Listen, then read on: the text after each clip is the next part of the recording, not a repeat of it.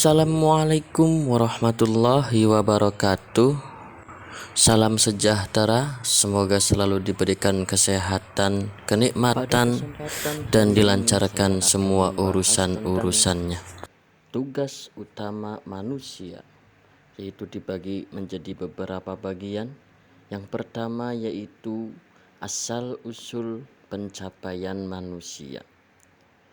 Mula-mula Allah Subhanahu wa ta'ala menciptakan Adam alaihi salam dari tanah dan kemudian ditiupkan rohnya sehingga Adam alaihi salam menjadi hidup, mampu mengingat, berfikir, berkehendak, merasa, berangan-angan, menilai dan menentukan pilihan. Ali Syariati dalam sebuah bukunya menyebutkan bahwa ruh yang ditiupkan Allah Subhanahu wa taala kepada Nabi Adam alaihissalam adalah the spirit of God. Dengan demikian manusia itu terdiri dari dua unsur, yaitu materi dan imateri. Bukan unsur seperti avatar yang tanah, api, angin dan bumi, bukan, tapi ini materi dan imateri. Tubuh manusia bersifat materi yang berasal dari tanah, sedangkan ruh berasal dari substansi imateri di alam gaib. Dalam pelajaran hidup dan kehidupannya, manusia sebagai makhluk Allah pada dasarnya mengemban amanah atau tugas-tugas kewajiban dan tanggung jawab yang dibebankan oleh Allah kepadanya. Amanah tersebut ada bermacam-macam berikutnya, yaitu satu, amanah terhadap Tuhannya, yakni sesuatu yang harus dipelihara dan dijaga oleh manusia, yang berupa mengikuti segala perintahnya dan menjauhi segala larangan-larangannya. Yang kedua, amanah hamba terhadap sesama manusia, yakni mengembalikan barang-barang titipan kepada pemiliknya dan tidak mau menipu. Jadi jangan diambil, kalau habis meminjam langsung dikembalikan. Yang ketiga, amanah manusia terhadap dirinya, yakni berusaha melakukan hal-hal yang lebih baik dan lebih bermanfaat bagi dirinya untuk kepentingan agama dan dunia. Ar-Raghib Al-Asfahani, pakar bahasa Al-Quran, mengemukakan berupa pengertian tentang amanah, yaitu ada tiga. Satu, kalimat tauhid. Dua, al-adalah, yaitu menegakkan keadilan. Dan yang ketiga yaitu akal. Menurut Al-Asfahani bahwa pengertian yang ketiga itulah yang benar, karena dengan akal bisa tercapai ma'rifat tauhid, bisa terwujud keadilan dan mampu menjangkau berbagai ilmu pengetahuan dan sebagainya. Bahkan akal inilah yang membedakan manusia dengan makhluk yang lain. Yang nomor dua dari tugas utama manusia yaitu manusia sebagai hamba. Hamba Allah adalah orang yang taat dan patuh kepada perintah Allah. Hakikat kehambaan Allah, ini lidahnya tersangkut gini, gimana sih guys?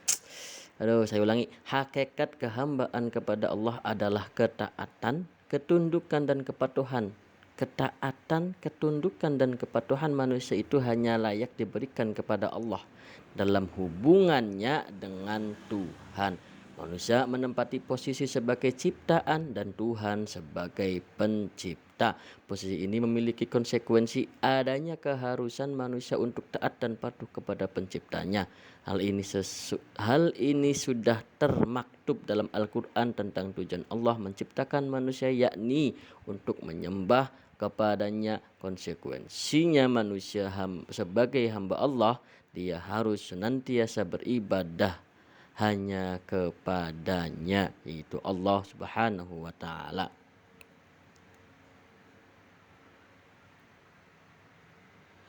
Lanjut, yang ketiga dari tugas utama manusia yaitu manusia sebagai khalifah. Nah, ini dia. Apa yang dimaksud dengan khalifah? Khalifah berasal dari kata khalf, pengganti atau mengganti, menggantikan atau mengganti. Ada juga khalaf atau yang artinya orang yang datang kemudian sebagai lawan dari kata salaf atau yang terdahulu. Sedangkan arti khalifah adalah menggantikan yang lain.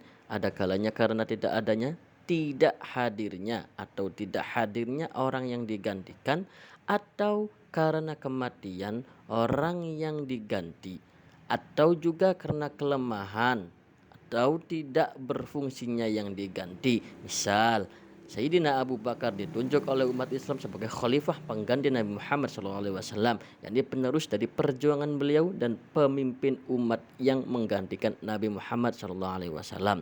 Menggantikan dalam menerus dan memperjuangkan, bukan menggantikan menjadi nabi. Tugas manusia sebagai khalifah Allah di muka bumi antara lain menyangkut tugas mewujudkan kemakmuran di muka bumi serta mewujudkan keselamatan dan kebahagiaan hidup di muka bumi, dan dengan cara beriman dan beramal saleh.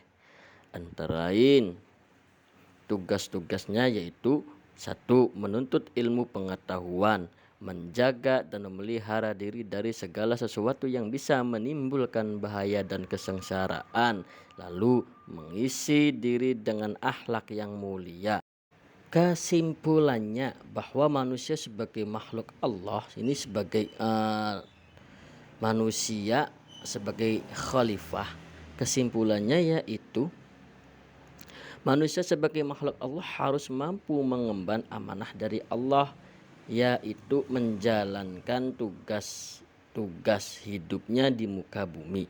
Manusia sebagai makhluk Allah mempunyai 2 tugas utama, yaitu 1. Sebagai abdullah, yakni hamba Allah yang harus tunduk dan taat kepada terhadap segala aturan dan kehendaknya serta mengabdi hanya kepadanya.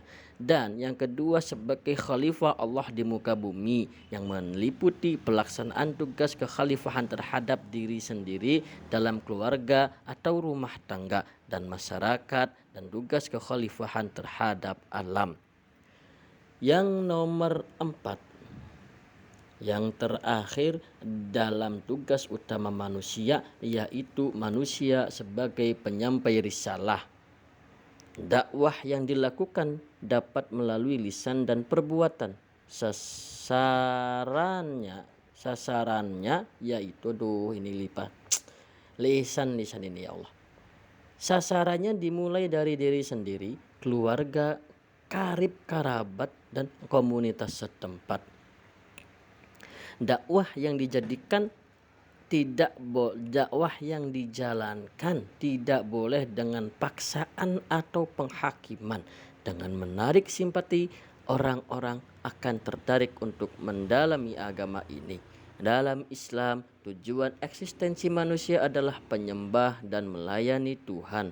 Hanya dengan melaksanakan maksud dan tujuan penciptaan tersebutlah manusia menjadi manusia sepenuhnya. Sebaliknya, walaupun kita adalah manusia dalam diri kita, tetapi kita bukan manusia dan hidup bukan sebagai manusia yang utuh.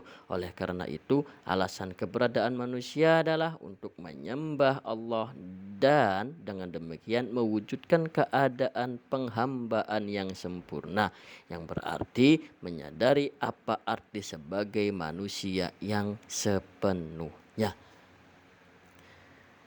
Aduh guys, maaf ini lisannya terlalu balelo banget ini.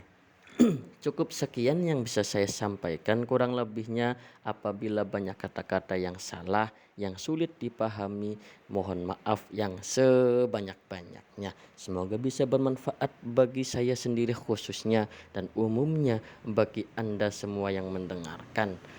Wabillahi taufiq wal hidayah. Assalamualaikum warahmatullahi wabarakatuh.